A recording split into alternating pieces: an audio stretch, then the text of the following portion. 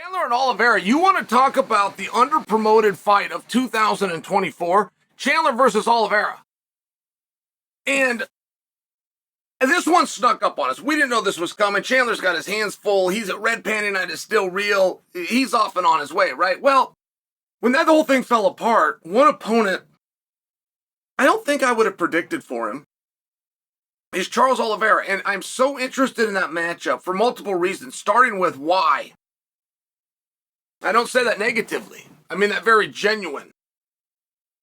Charles Oliveira is one of the most loved fighters out there. Michael Chandler is one of my, and possibly my, favorite fighter out there. So, we get these guys together. How come? I mean, what is it that's going to happen? Charles Oliveira is not in contention for a title. I don't think. Now, I don't say that because he lost his last fight. It was very competitive.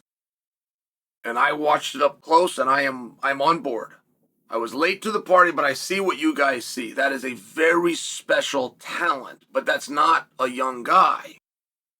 And that's not a guy that has called for a championship.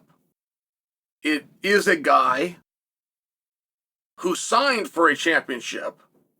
And even when signing, did three different interviews to say he's not showing up. I am the one that informed the UFC he's not showing up. And I wasn't being a skunk at the garden party. He said it 3 different times. And then sure enough, didn't show up. And I only call for that when you have a signed title fight, you can't show up, you're injured. Okay, great. Do you know anybody else that ever lost a title fight because they were injured? Name one person. Not that lost a title fight, that lost a title fight because they were injured. No, you don't. You don't know anybody. That has never happened. There is a grace that is shown. He never called for it. He never once said, hey, I was promised this fight. I signed for this fight. This is my fight. Never. Never. And I'm only telling you that it's a very feature match. Michael Chandler, whether you want this or not, Michael Chandler, X's and O's, matches up incredibly well with Islam. That is a very, very hard fight, style versus style, for Islam. Michael Chandler is still in contendership conversations, and maybe I got it wrong that Charles is also. That would be a mistake. It'd be a big mistake. Like if you're holding this fight and you're waiting to drop on the world that the winner takes a Islam and Sakarian, like if that's what you're waiting for, you got a really big problem. I can't tell you in any clear English, Charles doesn't want that fight. I can't tell you that any clearer. I begged and pled for 5 months on his behalf. On behalf of Charles, I pled, don't give him that fight. I then pled with the organization, have a backup plan. He's not coming. Oh, we know something you don't, Chael. No, I promise you, you don't. I know something you don't know. He's not coming. He didn't come. I was on ESPN and they looked, you should have seen John Anik's head. He whips over to me. He couldn't believe I was saying, we were building this fight. Hey, Chael, what do you think of that? He tosses to me. What do I think of that? I think it's not going to happen.